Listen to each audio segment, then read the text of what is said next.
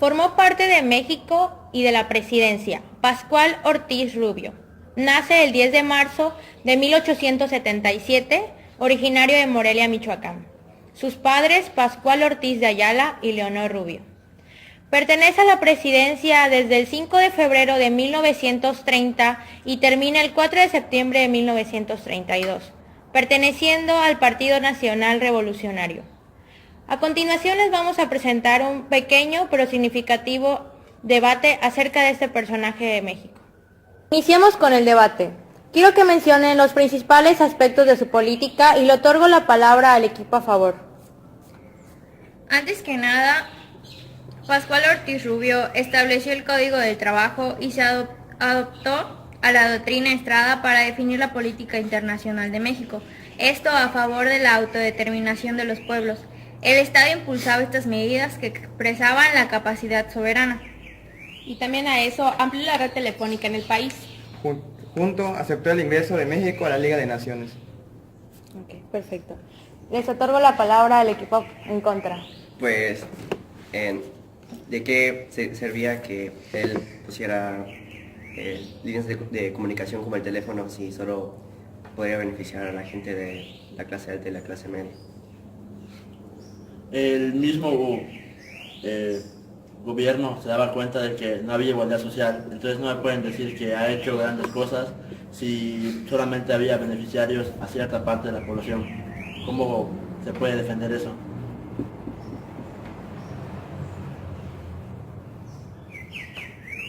Ok, terminamos. La siguiente pregunta es, ¿qué favoreció a la nación en su gobierno? Equipo en contra, inicia por favor. Pues en ese entonces no se favoreció mucho, si no es que nada. La moneda, bueno, la economía iba a pique y pues Orozco Ortiz no era más que una marioneta más de Plutarco Elías Calles. Okay.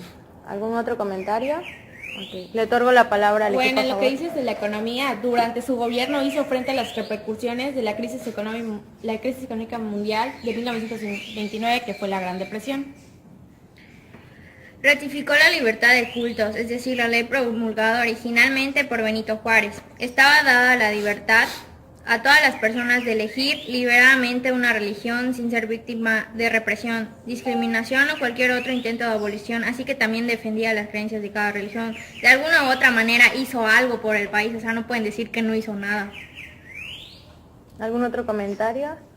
No. Ok, muy bien. Como también todos conocemos las influencias que tiene el gobierno en México, quiero que me mencionen las influencias que tuvo en la educación y quiero otorgarle la palabra al equipo en contra. Pues, como ya hemos dicho, en ese entonces los índices de analfabetismo eran extremadamente altos.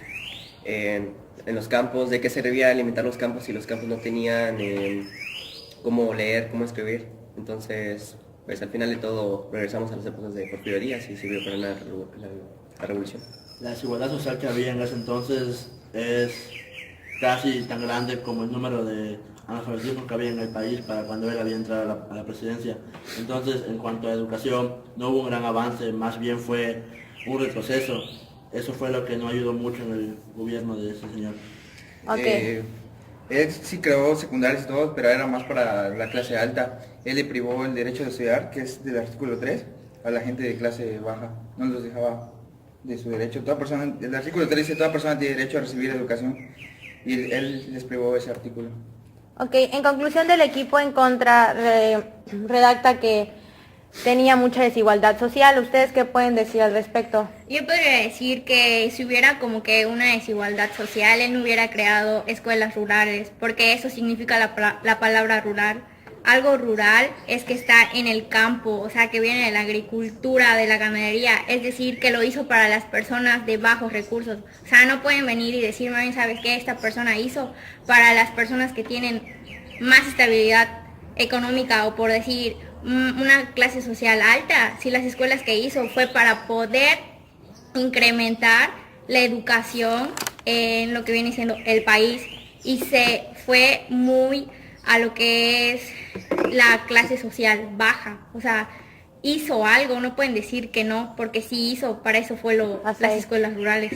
Ok, Muy bien, de acuerdo al debate, también quiero que mencionen la gran importancia de la economía que tuvo durante su presidencia, ya que la economía es de gran influencia pues en las presidencias y en el Estado de México.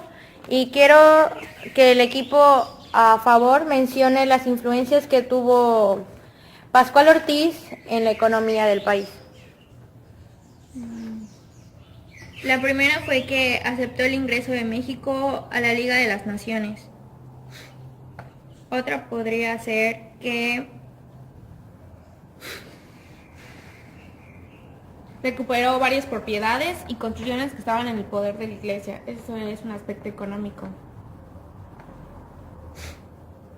¿El equipo en contra? Pues uno de los principales problemas que presentó el gobierno de Pascual Ortiz fue precisamente la economía. Las empresas extranjeras empezaban a irse de aquí, problemas con el petróleo, y las exportaciones ya no eran la misma. Era más lo que exportábamos que lo que importábamos, como hasta ahorita. Entonces, pues a finales del siglo XX, pues simplemente la economía iba bajando. Era más oro que necesitábamos que el que producíamos. Ok, hasta ahí. ¿Algo que tengan que decir el equipo a favor?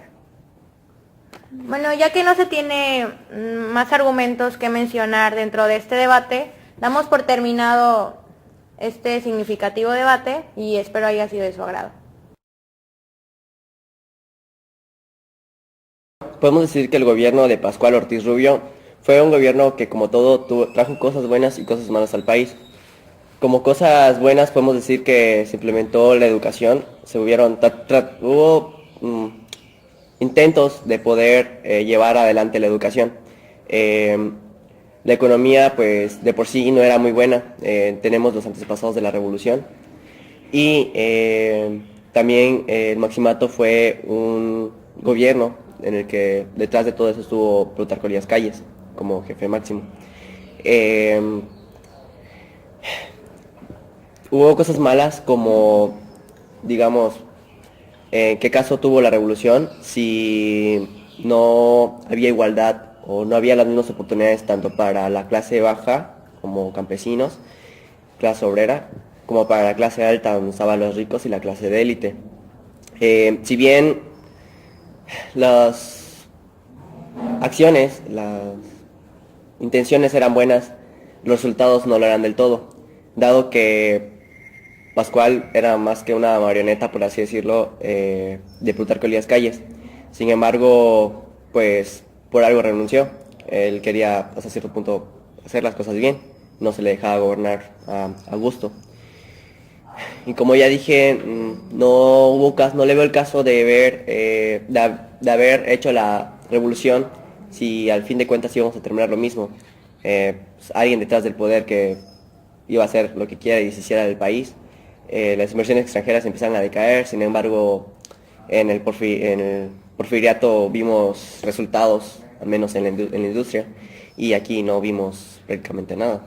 Así que podemos decir que el error fue Plutarco Elías Calles.